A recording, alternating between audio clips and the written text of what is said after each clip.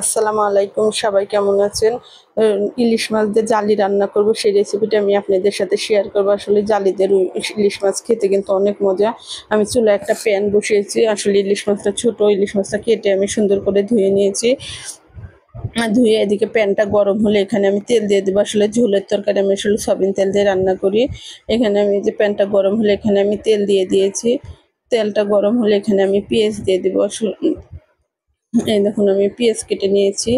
আসলে তরকারিতে একটু পেঁয়াজ বেশি না দিলে আমার কাছে ভালো লাগে না। আমি আসলে তরকারিতে একটু বেশি পেঁয়াজ খাই। পেঁয়াজটা নেড়ে চেড়ে আমি হালকা বাদামি কালার করে নেব। ওই পেঁয়াজটা দেখুন আমি এরকম নেড়ে চেড়ে হালকা যখন বাদামি কালার হয়ে আসবে, দেখুন এই পর্যায়ে আমি আদা রসুন বাটা দিব। আদা রসুন বাটাটা আপনারা মাছ জালি পরিমাণ অনুযায়ী দিবেন। আসলে সবার মাছ তো আর তরকারি সব কিছু আসলে একরকম থাকে না। এখানে আমি এই পরিমাণে আদা রসুন বাটা দিলাম। আদা রসুন বাটা দেওয়া হলে এখানে আমি এই যে দেখুন জিরার গুঁড়া দিলাম সাথে। জিরার বাটাটা দিতে পারেন, আসলে জিরার বাটাটা দিলে গুঁড়ার থেকে আসলে বেশি ভালো লাগে খেতে। আসলে এখানে আমি গুঁড়া মরিচ দিলাম। এই গুঁড়া মরিচটা আমি আসলে বাসায় ভাঙিয়ে নিয়েছি। হলুদের গুঁড়া দিয়ে দিলাম, সাথে লবণ দিলাম। লবণটা স্বাদ অনুযায়ী দিবেন আপনারা। কম বেশি হলে পারেই, কমও হলে তরকারির স্বাদ লাগে না, বেশি হলেও ভালো লাগে না। এটা আমি এভাবে মশলাটা কষানোর জন্য আমি ঢেকে দিলাম। এই দেখুন এই পর্যায়ে যখন আমার মশলাটা কষানো হয়ে যাবে, তখন এই পর্যায়ে দেখুন আমি এখন জালিটা কেটে আমি সুন্দর করে ধুয়ে নিয়েছিলাম। আমি এখানে আসলে আমার মশলাটাতে আমি আর একটু পানি দিয়ে দিলাম, যেহেতু এ পর্যায়ে আমি মাছটা আগে কষিয়ে নেব। জালি দেওয়ার আগে আসলে মাছটা একটু কষিয়ে নিতে হবে। মশলাটা আমি ভালোভাবে কষিয়ে নিলাম। এতে আমার মশলাতে কোনো আদা রসুনের কোনো মশলার গন্ধ করবে না। পানিটা একটু বলক আসলে এখানে আমি মাছ দিয়ে দেবো। এখন পানিটা আমার যখন এই যে মশলাটা বলক এসে গেছে, এ পর্যায়ে আমি মাছটা দিয়ে দিলাম। আসলে মাছটা ভেজে দিলেও ভালো লাগতো। আসলে জালিতে আমার কাছে যেন মাছটা কষায় রানলে ভালো লাগে। আপনারা ভেজেও রান্না করতে পারেন, তাতে কোনো সমস্যা নেই। যার যেভাবে ভালো লাগে। অনেকে আসলে ভাজা মাছ ছাড়া খেতে পারে না। আমি দুইভাবেই খাই, কষানোও খাই, ভাজাও খাই। এভাবে মাছটা একটু বলক আসলে আমি ঢাকনাটা খুলে এভাবে উল্টিয়ে দেব। এই দেখুন আমি এভাবে উল্টিয়ে দিলাম। উল্টিয়ে দিলে মাছটা কষানো হয়ে যাবে। তখন কিন্তু আমি মাছটা উঠিয়ে নেব। এই যে দেখুন মাছটা কিন্তু এ পর্যায়ে আমি উঠিয়ে নেব।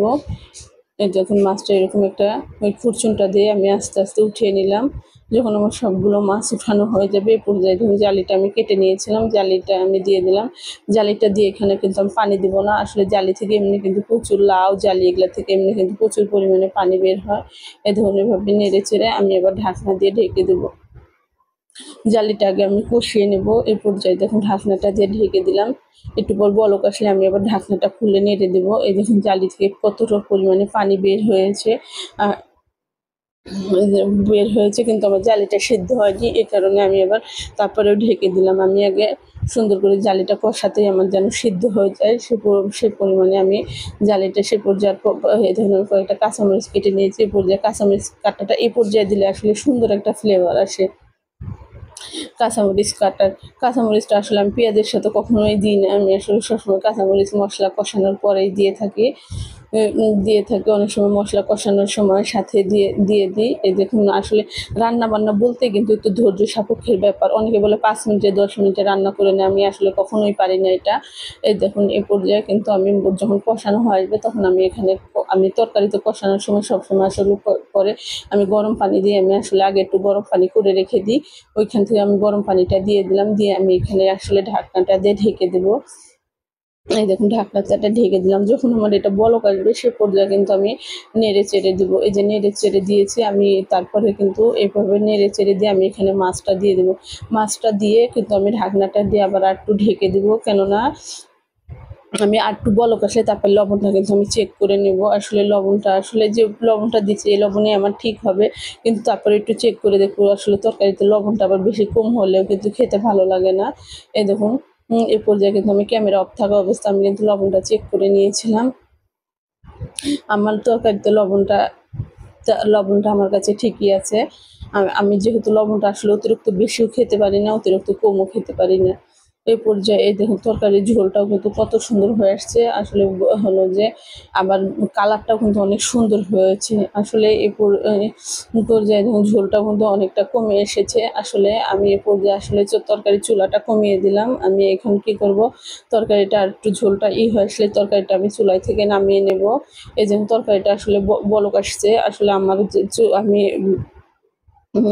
এ পর্যায়ে দেখুন আমি এভাবে নেড়ে চেড়ে দিয়ে আমি এখন আসলে তরকারিটা নামিয়ে নেব, একটু করে দিয়ে গেলাম। দিয়ে এ পর্যায়ে আসলে ঝোলটা আসলে একটু বেশি বেশি মনে হচ্ছে, এই জন্য চুলার জালটা আমি কমিয়ে দিয়ে গেলাম, হালকা হালকা কমিয়ে দিয়েছি। কমিয়ে দিয়ে আমি একটু হলো যে ঝোলটা যখন আসলে টেনে আসতেছে সে পর্যায়ে আসলে আমি তরকারিটা চুলাই থেকে নামিয়ে নেব। আসলে চুলাটা আমি অফ করতে ভুলে গিয়েছিলাম, আমার মনে করছি চুলাটা অফ করে দিয়েছি, আসলে অফ করানো হয়নি। আমি এ পর্যায়ে এই দেখুন তরকারিটা এখন এই পর্যায়ে আমি এখন চুলাই থেকে নামিয়ে নেব। চুলাই থেকে যখন নামিয়ে নিয়েছি আমার তরকারিটা কত সুন্দর হয়েছে। আপনারা কিন্তু জালি দিয়ে ইলিশ মাছ এভাবে রান্না করতে পারেন। আমার ভিডিওটি ভালো লাগলে আমাকে একটা লাইক দেবেন, চ্যানেলটি সাবস্ক্রাইব করে দেবেন। ধন্যবাদ সবাই।